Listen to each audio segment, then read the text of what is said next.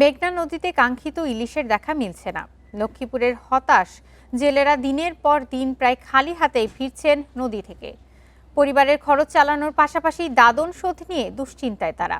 ইলিশ না মেলায় আর্থিক ক্ষতির মুখে জেলার আড়তদাররাও। গত বছরের ডিসেম্বর জানুয়ারিতে মেঘনা নদী থেকে প্রায় ৭০০ মেট্রিক টন ইলিশ আহরণ করেন লক্ষ্মীপুরের জেলেরা। এবারও একই আশায় নদীতে নেমে হতাশ হচ্ছেন। এবছর ডিসেম্বর থেকে এ পর্যন্ত মাত্র ২৫০ মেট্রিক টন ইলিশ মিলেছে।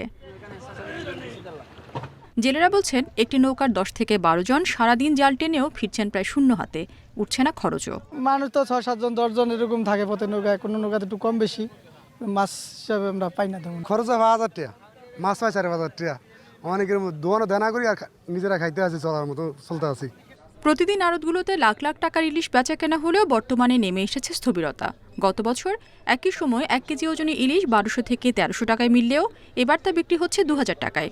এদিকে মাছ ধরে আড়তে বিক্রি করবে এমন শর্তে যেসব আড়তদাররা ঋণ দিয়েছেন তারাও পড়েছেন আর্থিক সংকটে। বর্ষায় ও সাগরে কিছু মাছ হয়েছে, কিন্তু আশানুরূপ মেঘনাতে মাছ হয় নাই। কথা বুঝছেন? আর এখন তো আপনি দেখেন নদী ফাঁকা। আপনি দেখেন এখন এই যে শীতকালীন এখন একটা মাছ হওয়ার কথা, মাগি ইলিশ কই। কিস্তির জালে সবাই বন্দি, কিস্তির টাকার জন্য জেলেরা এখন দিশেহারা। অনেক জেলে এলাকা ছেড়ে পলিয়ে গেছে। মৎস্য কর্মকর্তারা জানান, নদীতে ডুবোচর ও নাব্য সংকটে কমেছে ইলিশ। প্রজনন মৌসুমটা ছিল, তখনই বেশিরভাগ ইলিশ ডিম ছেড়ে সাগরে চলে গিয়েছে, যার কারণে এখনো ইলিশের পরিমাণটা, বড় ইলিশের পরিমাণটা কমে গিয়েছে। কিছুদিন পর থেকে জাটকার পরিমাণ বাড়বে, হয়তো যারা জাটকাগুলো বড় হয় তখন আবার বড় ইলিশ হবে, আবার নদীতে ফিরে আসবে, তখন দেখা যায় ইলিশের প্রাচুর্যতা বাড়বে। জেলায় প্রায় ৬৫,০০০ জেলে রয়েছে। এদের মধ্যে নিবন্ধিত জেলের সংখ্যা প্রায় ৪৩,০০০। Independent news.